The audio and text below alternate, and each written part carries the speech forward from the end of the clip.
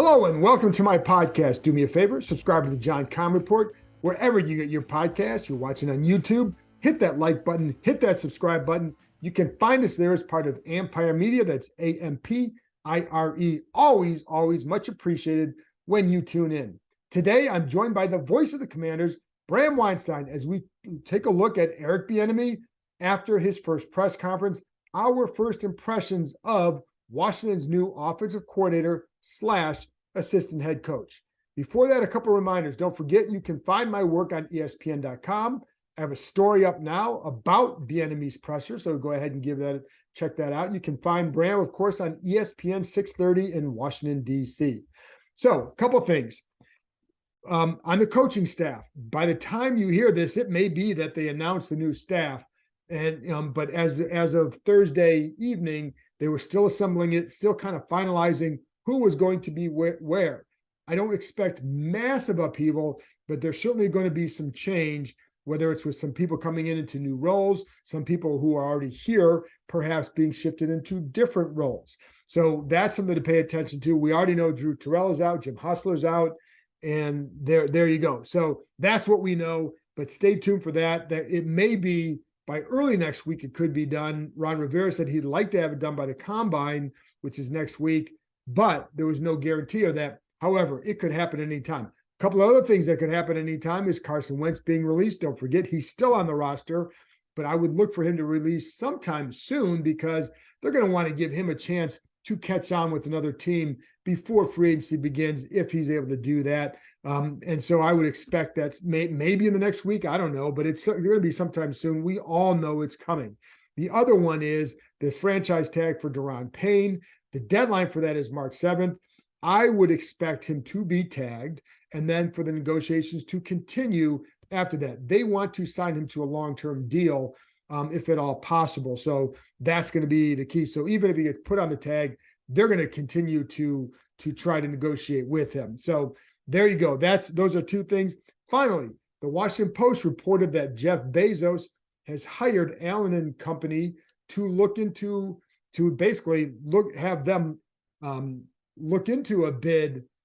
a possible bid on the Washington Commanders. It's a significant step, but we don't know where it's going to lead. We also know, first of all, here's what we know. We know that Josh Harris is one of the groups that has put in a bid and has toured the facility. We know that at least one, probably two other groups have toured the facilities as well. Don't know who they are. That part is very secretive.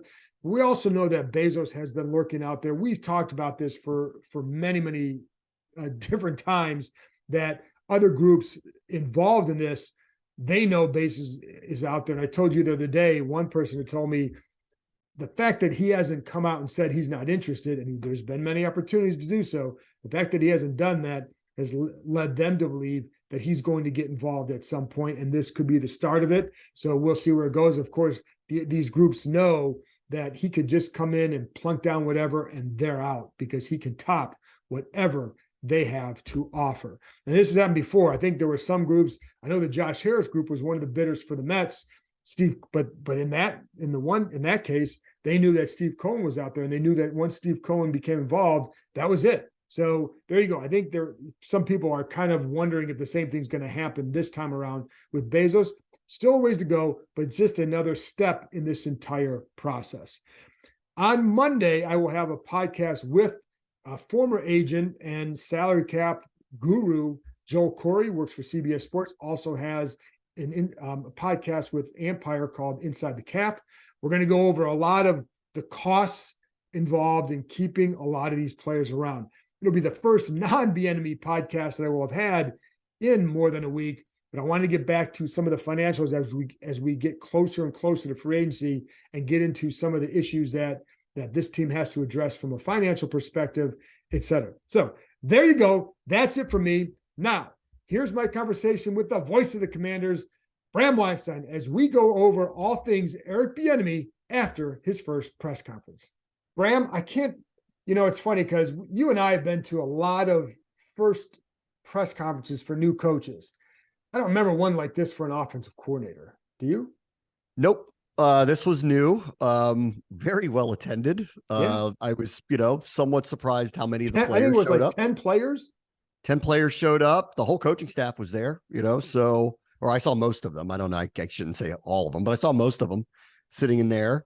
I think this is someone of a high prominent national profile. And that's what's really unusual about this, Right. that it's one, I think for a lot of reasons, his career has been the subject of a lot of people's interest. And he, as you know, has become kind of a poster child for a diversity issue or a lack of diversity issue. And there, we can talk about it, but he dodged talking about that today and made it really about why he was there. But I think prominent national profile, not a lot else going on today, I think. But for this team, it's a home run hire. And frankly, I thought it was a home run first impression that I got from him as well, honestly. What is it that stood out to you the most? I really liked what he had to say about, because, you don't know until you hear the person talk. And the reputation is, hard coaching.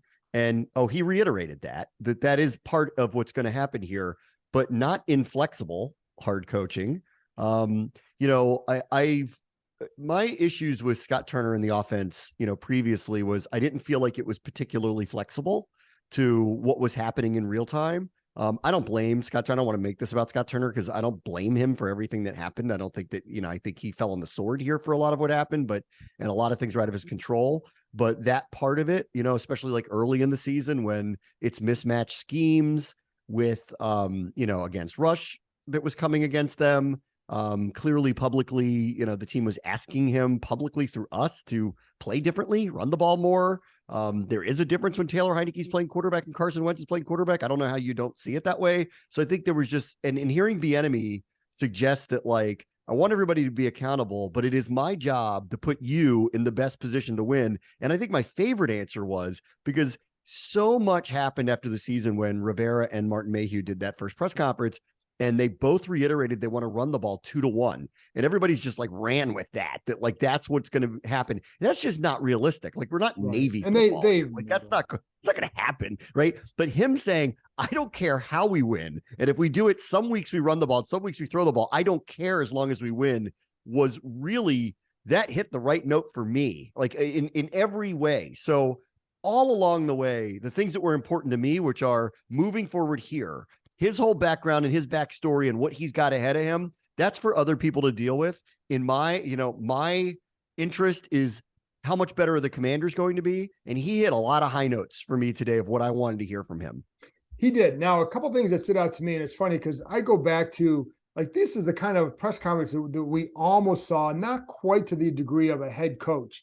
And so you kind of always go by first impressions of how somebody is, like, whether it was Schottenheimer, you could feel the passion. Gibbs, you could feel the aura around him.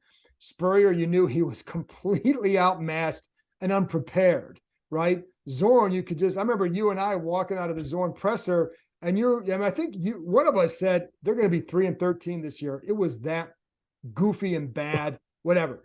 I think from this one, what I really took was the energy and the passion that he has for the game and that he has for being a coach. Now, how is that going to translate to being a good offense coordinator? I don't know. But I think you get guys who want to then play for you if you can do it if you're a certain way and you have that passion. I think this is a guy who's kind of built his career off of that passion, that drive. And I asked him a question about how this is a guy who was in college, was a top running back in the country. He goes to the NFL. He's no longer that guy. He had to carve out his career as kind of a role player and then a special teams guy. And I even asked him how that formed him. And he said in his first year with, I think it was with Cincinnati, that Dan Henning was like going to cut. He goes, if you're not the first one down in the kick coverage, you're going to get cut. And he's like, that scared him. And he even called his agent, said, get me out of here. And somebody basically told him that it's not, it's really about what value can you add to a team. And it took him a little bit to sink in. And then he realized this is how to do it. And I think he's transferred that to his coaching. But it's all, I think the passion, the energy kind of surround everything, Bram, for me. Yeah, I think I like the mesh here. Like, honestly, I've seen this before, and I don't know how to really describe Rivera, whether in a good cop, bad cop scenario. I think he's more good cop. Oh, definitely more good cop in this than one. bad Absolutely. cop. Yes. And I've seen this before, like where Joe Gibbs is real big time good cop. Really, I mean, he'll tell the players how he feels when necessary, but in general, protective of them, supportive of them, very publicly supportive of them. And then they had Greg Williams here, and that was bad cop, and he was demanding, very, very demanding. Gibbs had Joe Bugle, similarly bad cop. Like he was a really nice guy, and everybody really liked him, but he was taking nothing from anybody and demanding, respect. Rivera, it's interesting. Like Rivera, I think is more good cop than bad cop. That said, I do think this team is tough. Like, I don't think that that's a question about them. No. So when I heard Bieniemy talk about accountability and you're going to see it on tape and I want second effort and all that stuff, the stuff that really, for me, I think is the next level for this team. I think it falls in line with what's already being said in the locker room. Everything we need is in this room. Everybody in this room we need. We throw stones. We do this together. We pull on the rope at the same time. And, if they can get that kind of attitude with the offense, and I think it was kind of already there. And there are certain players that I think will take to this, like Terry McLaurin, Jahan Dotson, Brian Robinson. I'm not worried about them being coached hard at all. In fact, I think it'll be good for them. And I think they'll actually want it. If in the end, this forces them to score more points, then ultimately we'll get to where we need to get to. And I agree. I just think I like the messaging today. And I do think it's in line with the way Rivera speaks. I just think what you're going to see on the field. I think they spoke a lot of the same stuff. They did. But I do think the energy level is different. You see Rivera kind of ramp up sometimes, but it's not that often and it's selective. I think we're going to see this with this coach way more often. So maybe bad cop's the wrong way to put it, but his reputation precedes himself, which is he doesn't care who you are. He's going to demand excellence out of you, and he's going to let you know it.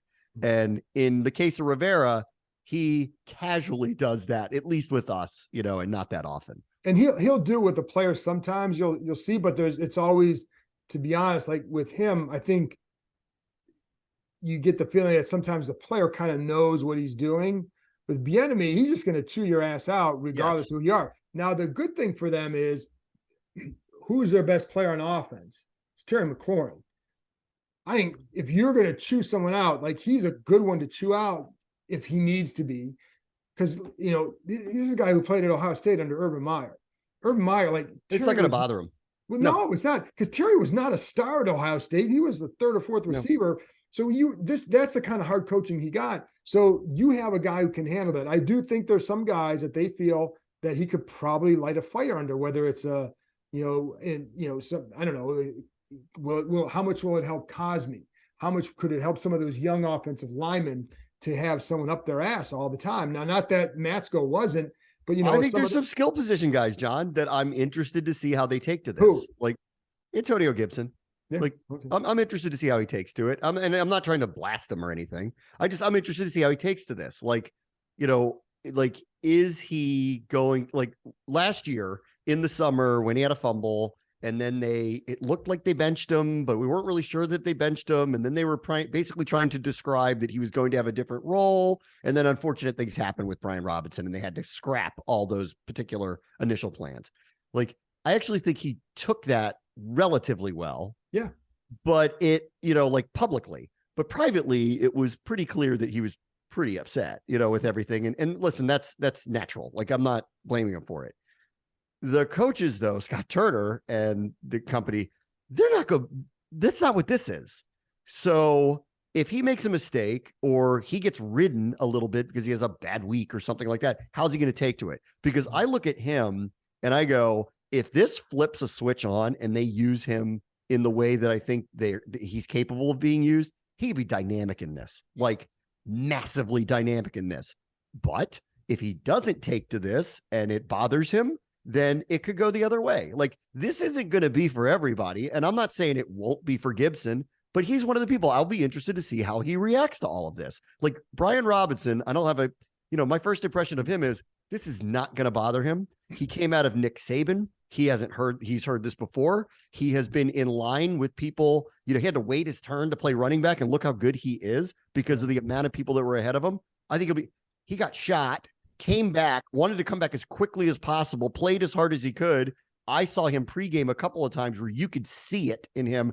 I'm not worried about him for a second dealing with hard coaching. But to your point about some of the others, we'll see. Like, let's see how it goes. And, it's a new personality and it's a new voice in the room. And it's going to be a very demanding one. But I look at this team and I look at the skill position players and I go, yeah, demand more out of them. Oh, yeah. It's ridiculous that they were 22nd in the league in scoring with this skill position group.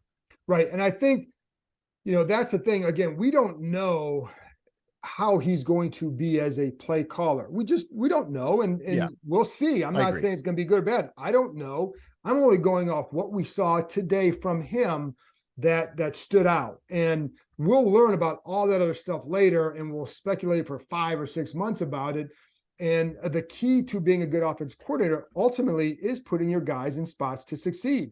If you do that, you could be, they have no personality at all, and they'll play for you because they like that. But I do think that this group needed some energy. I do think that side of the ball needed a kick in the butt, not because I think they're all lazy or anything like that, but because I think they haven't succeeded. It's been, I think the last time they had a top 10 offense in terms of yards or points was in 2016. Since then, they've sucked. And it's just been, I think I had the stat, it was in Bram, this is unbelievable. Since 2000, they've averaged 20 or more points 5 times. Yeah. Just 5 times. They had like in the Spurrier years, they were under 18, less than 8. So it's so crazy. Last year, I thought they would luck into a 30+ point game because they're just like, it'd be just one of those days where you can't stop them because there's just too many good players on the field at the same time. And the fact that it never happened, it's kind of, and again, like, I don't want this to be about Turner entirely. Like, it's the front office's fault of what happened with the offensive line, frankly. Absolutely. That's not his fault. Like, the quarterback choices, that wasn't his choice either. So, like, I don't blame him that they didn't have a top level quarterback on this team. So I don't want to dump on him. That said, you do have to work with what you have. And the cupboard is not bare, especially on the outside. And I did like hearing, Rivera's been talking about this. I did like hearing Bieniemy talk about this. Get the ball in the hands of these skill position players faster. Let them do the work for you. Let them show you what kind of playmakers they are. The type of stuff that Gibson can do, which is why I bring him up. The type of stuff Samuel we've seen do. The type of stuff we've seen Dotson do. Good Lord. Like, you want run after the catch, game-breaking type players who can either break tackles or shake people. There they are. They're sitting right in front of you. And you've got a massive number 1 potential deep threat, intermediate route receiver in Terry McLaurin. There's no excuse for them to be bottom 3rd in the league in scoring. And that, I hope, will change this year. Well, and I think the big thing, and I'm going to get back to some other impressions in a minute, but sticking with what we can see on the field, the big thing I heard throughout this process was how they can better use those skill guys. And I think the frustrating part for the people here was watching Terry McLaurin not get the ball for long stretches. How is, that can't be possible. And, how can they do a better job? Like, the thought was that the explosive plays had to come down the field versus like that Dallas game was a prime example of what they could become. And it's the quick throws by Howell. It's the, creating space for these guys to run after the catch because they're all capable of it. And Dotson showed that very well. And I think that kid's going to have a really good year.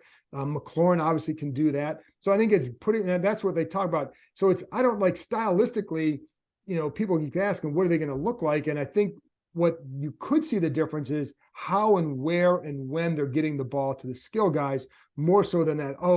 Because the West Coast is a lot of slant start passes, the short passes, but that could fit this group pretty well. So I think the other thing with that too is Logan Thomas. How does this affect him? Because, and I know people brought up the Travis Kelce, that Kansas City use him a lot. Yeah, because he's a Hall of Famer. So it's not, but having said that, they want to use the tight end. And so where will Logan Thomas be? I think that we saw him can get back to close to where he was as a receiver. As a blocker, he's got to get better. And you wonder, is that where the knee injury is still bothering him and the confidence in that? And then the development of the other guys, Cole Turner, Rogers, and then Curtis Hodges. they really like those three. So I don't think they have to go out and get one, but I think how are they going to use them? So those are some on the field things, Bram, that you have heard throughout this process, and then again today. Honestly, if they didn't have such a need on the offensive line and corner and linebacker, I would make an argument that 16 would be for one of those two really, really good tight ends. Like I would, because there are a couple of that looks to be like no brainer type, going to be really great receiving tight ends that are coming out this year. And I would make an argument for it at 16, but because they do have Logan Thomas and others that they like, and they do have massive needs somewhere else, right. I just can't make a case for it, frankly. No, you can't. And I think like the other thing is they know that those guards have to be replaced.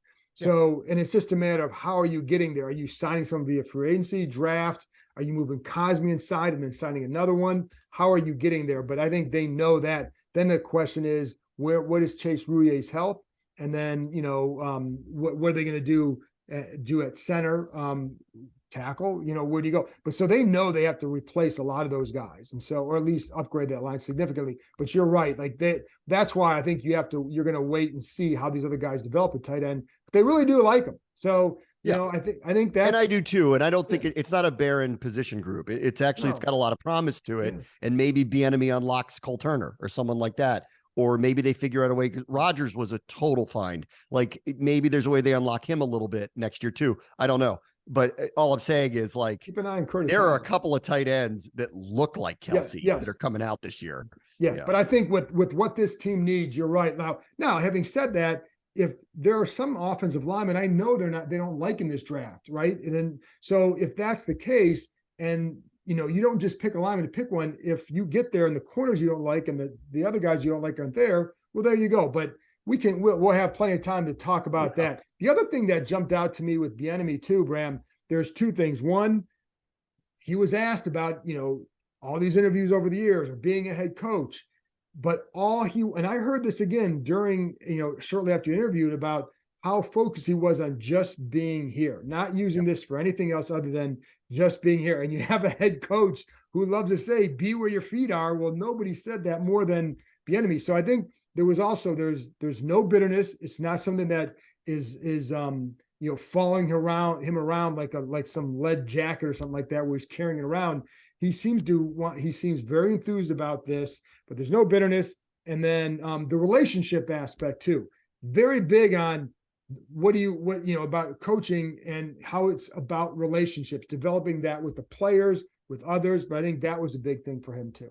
Yeah, no, I liked all that. I mean, again, he hit so many high notes for me: effort, accountability. We are going to be coached hard. We are going to have, I'm looking at these people in the front row and I'm asking for accountability from them. But at the same time, he's saying, you better ask it back from me. I liked hearing that. I want to get to know you. I've heard that about him, that he's a big relationship person. Heard all of that. I do, just as far as first impressions go, I think it went really well. And on the head coaching stuff, I don't know what to say about it, because I don't know, I don't know what's going on here with him. I did hear Ron Rivera, he did multiple different scrums with people, and I talked to him on my own, and I didn't ask about that stuff, because again, I'm kind of in Bieniemy's camp here. How does he make the Commanders better? That's all I really care about right now. And, his career is his career, and hopefully he'll, achieve the things he wants to achieve. But I did hear Rivera at one point, when he was asked about it, say, there were a couple of years where I went on 6-7 interviews and I just didn't get my chance. And it finally came around where Carolina gave me the opportunity, and here I am now. And so he's like, I'm not the only, he's not the only one. He has worn this, mainly probably against his will. And hearing him today, it felt very organic to me that he's serious. He's being written about as if he's the poster child of a lack of diversity in the league. Is he comfortable with that? Because I'm sure he does want these head coaching positions, but if you listen to him today, he's not the one banging the drum that he's been overlooked or whatever the case may be. And maybe it's just the right thing to say, but he is being utilized that way as kind of a pivot point. And it is interesting because look, I don't get it either. I don't understand why he hasn't gotten the opportunity yet. And then whenever whispers you hear about how he interviews or all this other stuff, he made a hell of an impression on me today. So I don't if that's how he's performing in meetings in elsewhere, I am somewhat surprised that he hasn't gotten the opportunity yet. Yeah, and I don't know. And it's funny because I even asked him about the LaShawn McCoy comments, because McCoy obviously was very harsh against him. Now, when I asked it, I mean, it's funny because you ask it because it's been out there and it's dominating coverage on social media and all that. So you give the guy a chance to see, like, what do you think? And he handled that very well. And I thought his answer was more like, hey, everybody's entitled to their opinion. I'm just basically worried about what I'm doing here. And it seems genuine and sincere. And so, of course, the other thing is, when the question was asked, was a lot of guys have stuck up for you after he said that. Yeah. But it also was clear who stuck up for him? Pat Mahomes, Tyreek Hill, Tyrann Mathieu, like stalwart Chiefs who were starters and played there Travis for a long time. So listen, you and I have been around this way too long. There is no unanimous anything for anybody in this league. There were none. There were some, believe it or not, there were some players who didn't like Joe Gibbs. Of course. I mean, so there's no such thing as unanimity in popularity in this sport whatsoever. Like, so, like, okay, so one guy, his experience with him was that. I don't blame McCoy for sharing that. And like, that was his experience. But the support for him has been overwhelming. And certainly he's in the minority of an opinion like that. Yeah. And again, I think the best thing for Bieniemy is coming here, he will get the chance to fully show everything he can do. So, you have a chance, if you can make something of a situation here, given, Sam Howell, 19 career passes, maybe you could be a good quarterback. We don't know. You have an offense that hasn't done crap for a long time. So if you turn something around here, it's going to look really, really good for him. So it's a gamble for him on himself. And I think, but again, like, what stood out to me with the whole thing is, this is not somebody who operates out of bitterness. He operates out of passion for the game. You can just feel that. And I think, I always felt like Greg Williams was a hard ass to be a hard ass. He wore that with a source of pride. This guy, I think it comes naturally, right? And I know, like, even with Williams, you'd have, like, he dropped the F-bombs here and there and like, blah. Well, the players would tell me, like, after a while, they became immune to all that. Yeah. The guy that they feared the most was Greg Blash, because he said when he would do it, they were afraid that he actually might kill you, because that was the passion he had. It came from that. And I think with Bieniemy, there's going to be a lot of that. And I like that. Again, I don't know what it means as far as a play caller goes, but the things that I like as a play caller or as an offensive designer is the input. Like, when in Kansas City, Andy Reid was very big on collecting input from many different people. I think he's going to be that same way. And so I think it's, who is he going to surround himself with to help foster those ideas? And then it's, again, putting guys in position to succeed. And so we didn't get a ton of specifics, but I wouldn't expect that today. But that's what we'll see. And so we'll see that. But until that point, how much does he help with their details and attention to details in the game? I think all that stuff matters a great deal. Yeah. And, the tough part, and they reiterated this over and over, they can't really be in communication with the players by virtue of the CBA.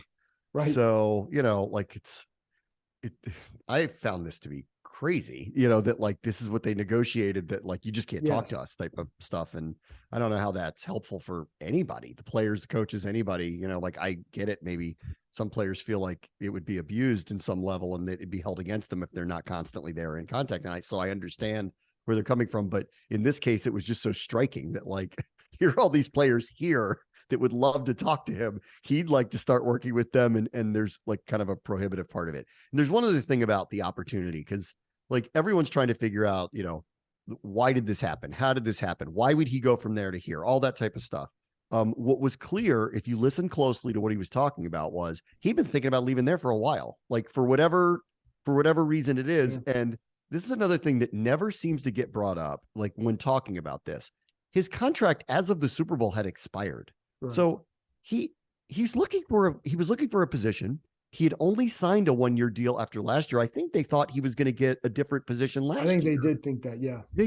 Only he knows, and Andy Reid and all them only know the real answer to that. And obviously they like him. It's not like they were, pushing him out the door, but he only signed for a 1-year deal. Like, So like they've been waiting and he's been eager to move on. So I don't know why everybody looks at this as he left Pat Mahomes. He did not. He was only under contract with them for so long. I liked how he couched it with, I don't want to be comfortable my whole life, and I do want to take on a different type of opportunity. This is certainly one of them. And the other thing that nobody knows, because this has also became very clear to me today, like if you asked him, when did this come together? It definitely was coming together before the Super Bowl. They waited out. They waited out the Super Bowl because they had to wait out the Super Bowl. But correct. Like, just think about like how like in demand this person is, or perceptually is. And he only really took one interview and took the job. So it was a done deal before, and who knows for how exactly long it was, but probably at least a couple of weeks. And then lastly about it, and this is the other thing, I don't know the answer to this. You don't know what's in his contract.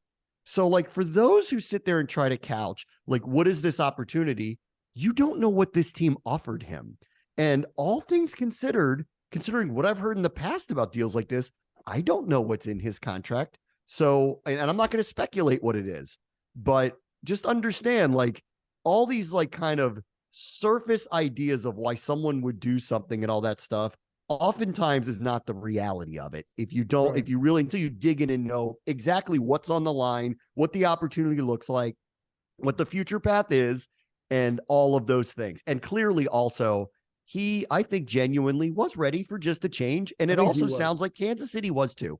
Yeah. Well, and I think the other thing too that's important to note here, first of all, if he wasn't getting a job after some of those Super Bowls and with the offense they had after 4 years in OC, he's not going to get one after 6. If he wasn't going to get one now, he wasn't going to get one. He wasn't going to get a head coaching job there for whatever reason. And if they're going to use the Andy Reid shadow and the Pat Mahomes shadow, well, then the best thing to do is to get out of there. And it's not like he's going to a place like there is some intrigue on this offense. You can start with all the skill talent, and but there's a lot of mystery about Sam Howell. But it's a good opportunity for him to run his own show. And you can't underscore what that would mean. And like, yes, we all know where things could go. You have a new owner coming in at some point, what will happen there? What kind of security does his staff have, et cetera? But the flip side for him is if it works, it could really pay off. Because if you want to like, okay, hey, now you can't ignore me if that's what the goal is, right? And so I think that's why, like, to me, it's not, I don't consider this a lateral move because he's running his show here. He was not, he's an assistant head coach and offensive coordinator of an NFL team. It's not a lateral move. No, but it's like, it's now in terms of who thinks that? Why do people say that? Right. And that's what we kept hearing. But it's, when you're not calling the plays, and if that's a knock against you, here's a chance for you to do that thing that people wonder about. What can you do there? Now you're going from Pat Mahomes to Sam Howell. Yes, that's quite a change, but you're running your show, and it wasn't from Pat Mahomes to anybody in the league not named Joe Burrow or Josh Allen. It's a huge change, right? And but he wasn't getting a head coaching job for whatever reason. He wasn't getting it out of there. This is a chance for him to go show more of what he can do, and I think that's a big factor too. But again, with him, what you did not hear is him operating out of bitterness. And I like guys like that who are able to look more forward, focus on what you have now, which is what he says he'll do. And then, then see where it takes you. And so, I enjoyed listening to him. I also like Bram, and you weren't there for this. At the end of when we had a little scrum with him after his press conference, and I put that video up. Hopefully we'll have this up on the site on Friday. But after we were done, I asked him, like, what place are you going to miss in KC the most? What barbecue place are you going to miss the most? So he's like, pretty much all of them. But then it led to he's a big time smoker, like smoking the ribs. So we're going to have some conversations with him about different smoking meats and I knew I liked this guy. I knew I liked everything he said today. I mean, and he kind of poked, what was his line about, working hard so you can feed yourself. He goes, you can tell I've been working hard. Something along those lines. It was a funny line. I'm telling John, like, and I'm not trying to, like, because I'm with you. Like, I watch these things very closely. I listen to everything they say, and first impressions really matter. And this guy was hitting him out of the park today for me. Like, totally out of the park on like every level. I was shaking my head yes at one point. Like I was like, and I try my best not to do things like that. Well, I was like a bit, I think when you stood up and said amen, amen, I think that was a little bit much, Bram. For as far as first impressions go, he really knocked it out of the park for me today. And so I'm excited about it. And, the cupboard is not bare here. Far from it. They are going to have to give him some help on the offensive line. I don't care who the quarterback is. That needs to be fixed. And it's the one thing I wanted to talk to Ron Rivera about today, but I just didn't feel like it was the right day to do it because like we're going to get into these discussions today on all of this. I didn't feel like it was the right time to do it. Right. But, and that's the thing is, and the last thing I'll say is, as everybody's reminding me, no coach is a miracle worker. I mean, Joe Gibbs, when he came back, his offense has struggled.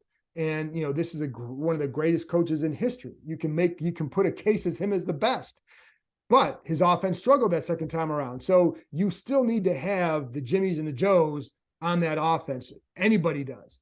And, Sean McVay, great offensive coordinator. They struggle when guys got hurt. Kyle Shanahan has struggled when guys aren't healthy. It's just, that's the nature of this sport. So you have to have those guys. They have to give them a chance with the line. They've got to improve that. And I feel strongly that they know how much they have to improve that. And then they need Howell to at least be good. Yeah, and to be good. Do that, to be good. If they do that, then we'll see what, then it could be a fun. It's funny you brought up Gibbs though, because my every Thursday on my radio show we do a bit called Throwback Thursday where we pick a date that's significant to this week. My producer said I want to do 2006, and I said why? He goes, because in February 2006, Joe Gibbs flew to Kansas City, got Al Saunders, brought him back to Washington, and named him assistant head coach and offensive coordinator to change the offense. Change the offense. And I was like, wow. That's right. That is almost too surreal that happened. Yeah, no, you forget that. And it was not a good fit. It did not work out. Al Saunders, it was legendary playbook that was supposed to be like an old phone book, did not take particularly well. And I actually liked Al a lot. A very nice guy, but it did not fly too well. No, still got to have the quarterback, and that's always going to be the key for any team. So if Sam Howell comes through, then I think this team has a better chance. So there you go, Bram. That's it. You got anything else? I wanted to ask you if you think Jeff Bezos would give Lamar Jackson $250 million guaranteed, because that's the real big next question. No. And I don't think, that's the funny thing is, because like that whole rumor, it ain't happening. So there's for many reasons, and Baltimore's not going to send him to Washington. No. So he could be a star an hour away and take their fans down here. That's the definition of terrible business. Yes. Idea. Yeah. So next question. So yeah, there you go. We'll end on that one. All right, Bram, thanks. Yep.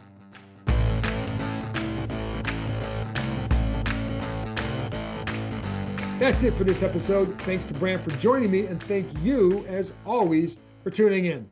I'll be back on Monday with another podcast, again, talking to Joel Corey, who is the expert on all things financial and is a hot guy to talk to this time of the year because of that. Talk to you next time.